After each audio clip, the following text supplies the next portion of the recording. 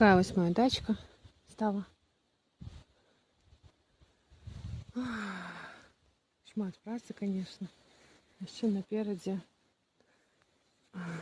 цілий вагон